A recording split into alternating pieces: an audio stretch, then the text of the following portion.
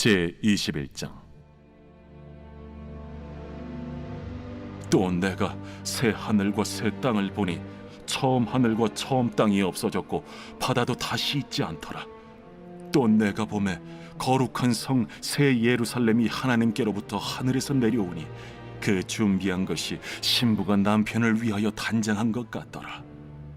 내가 들으니 보좌에서 큰 음성이 나서 이르되, 보라, 하나님의 장막이 사람들과 함께 있음에 하나님이 그들과 함께 계시리니 그들은 하나님의 백성이 되고 하나님은 친히 그들과 함께 계셔서 모든 눈물을 그 눈에서 닦아주시니 다시는 사망이 없고 애통하는 것이나 곡하는 것이나 아픈 것이 다시 있지 아니하리니 처음 것들이 다 지나갔음이로라. 보좌에 앉으신 이가 이르시되, 보라, 내가 만물을 새롭게 하노라.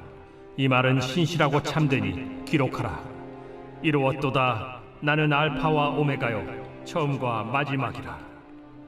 내가 생명수 샘물을 목마른 자에게 값없이 주리니 이기는 자는 이것들을 상속으로 받으리라. 나는 그의 하나님이 되고 그는 내 아들이 되리라. 그러나 두려워하는 자들과 믿지 아니하는 자들과 흉악한 자들과 살인자들과 음행하는 자들과 점술가들과 우상 숭배자들과 거짓말하는 모든 자들은 불과 유황으로 타는 못에 던져지리니 이것이 둘째 사망이라. 샬롬, 하나님의 평안이 우리 삶 가운데 가득하기를 소망하며 하나님을 만나는 묵상 함께 시작하도록 하겠습니다. 우리가 살아가고 있는 이 땅은 눈물과 고통이 끊이지 않는 곳입니다. 그래서 주님은 우리에게 소망을 보여주시고 있습니다. 오늘 말씀은 미래에 우리를 기다리고 있는 그 모습을 그려보고 있어요. 새하늘과 새 땅에서는 눈물과 슬픔, 고통이 없습니다. 하나님 자신이 우리와 함께 계시며 모든 것을 새롭게 하시겠다 말씀하십니다. 그리고 이것이 바로 우리의 희망과 기대가 되는 것이죠. 1절 말씀을 보겠습니다. 또 내가 새 하늘과 새 땅을 보니 처음 하늘과 처음 땅이 없어졌고 바다도 다시 있지 않더라. 요한 사도는 환상을 통해서 지금 새 하늘과 새 땅을 보고 있었습니다. 처음 하늘과 처음 땅이 없어졌기 때문이죠. 죄가 인류 가운데 들어왔을 때에 이 땅의 모든 창조물들이 타락하기 시작했습니다. 사람뿐만이 아니라 자연조차도 고통 가운데 머물게 되었죠. 그럼에도 하나님이 함께 계시기 때문에 모든 것이 새로워집니다. 자, 우리가 지금 알고 있는 이 땅은 알다시피 영원히 지속되지 않을 거예요. 그러나 미래에 예수님이 오시는 그날에는 새로운 땅을 창조하실 것입니다. 하지만 우리는 어떤 모습인지 어떤 곳인지 알 수는 없어요. 그러나 하나님을 따르는 사람들은 그날 그곳에 영원히 함께 있을 것이라 말씀하십니다. 그리고 요한 사도는 또 하나의 환상을 보는데요. 자, 2절 말씀을 보겠습니다. 또 내가 보매 거룩한 성 새 예루살렘이 하나님께로부터 하늘에서 내려오니 그 준비한 것이 신부가 남편을 위하여 단장한 것 같더라. 새 하늘과 새 땅의 새로운 성, 거룩한 성 새 예루살렘이 더해졌습니다. 자, 새 예루살렘은 어떤 곳일까요?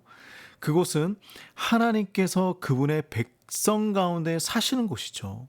예수님은 파괴된 이 세상에서 죄악된 사람들 가운데 살아가셨습니다. 마지막 때에 하나님은 백성들과 함께 거하시기 위해 새 하늘과 새 땅에 임하실 것입니다. 그리고 모든 신자는 이 웅장한 성에 함께 살게 될 거예요. 그리고 모든 하나님의 백성들은 하나님께 예배할 것입니다. 자, 우리 조금 더 알아볼까요? 그곳은 하나님이 백성 가운데 있는 집입니다. 그리고 그곳은 더는 죽음이나 슬픔, 눈물과 고통이 없는 곳이에요.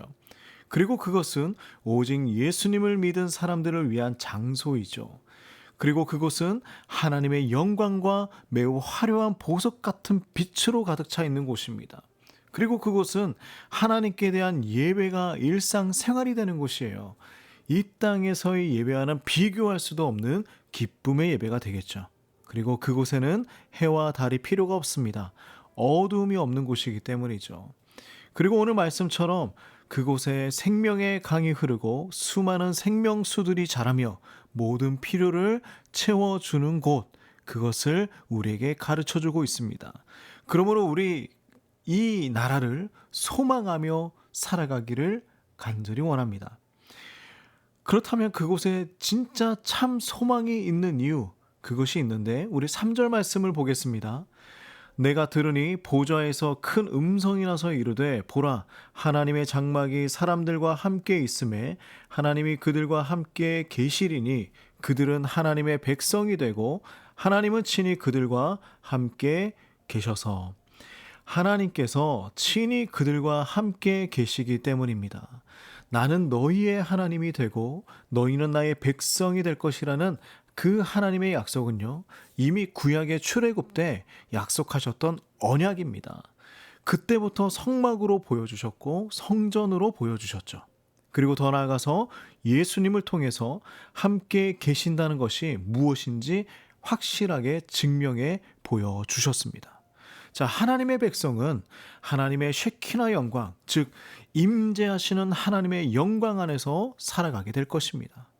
출애굽 6장에 너희를 내 백성으로 삼고 나는 너희의 하나님이 되신다 말씀하셨고, 신명기 7장에 너는 여호와 내 하나님의 성민이라 내 하나님 여호와께서 지상 만민 중에서 너를 자기 기업의 백성으로 택하셨다라고 하셨고, 예레미야 31장에 내가 나의 법을 그들의 속에 두며 그들의 마음에 기록하여 나는 그들의 하나님이 되고 그들은 내 백성이 될 것이라 말씀하시고, 에스겔 37장에서도 내 처소가 그들 가운데 있을 것이며 나는 그들의 하나님이 되고 그들은 내 백성이 될 것이라 약속하셨고, 스가랴 8장에서도 인도하여다가 예루살렘 가운데 거주하게 할 것이고 그들은 내 백성이 되고 진리와 공의로 그들의 하나님이 될 것을 약속해 주셨습니다. 바로 이것이 천국이에요. 하나님의 임재 가운데 거하고자 하는 우리의 갈망이 있는 곳이 천국입니다. 우리의 최대의 갈망이 하나님 앞에 예배하고자 하는 갈망이 되어야 하는 것이죠. 이렇게 하나님의 임재가 있는 그곳에 어떤 일이 일어나느냐. 자, 4절 말씀 보겠습니다. 모든 눈물을 그 눈에서 닦아 주시니 다시는 사망이 없고 애통하는 것이나 곡하는 것이나 아픈 것이 다시 있지 아니하리니 처음 것들이 다 지나갔음이러라. 사망이 없고 눈물을 닦아주시고 애통하는 것도 없고 아픈 것도 없습니다. 다시는 눈물이 없는 그곳, 우리가 소망하며 하나님의 임재에 거하는 그러한 복 있는 삶을 사시기를 간절히 소망합니다. 우리 말씀 기억하며 하나님께 기도하는 시간을 갖겠습니다.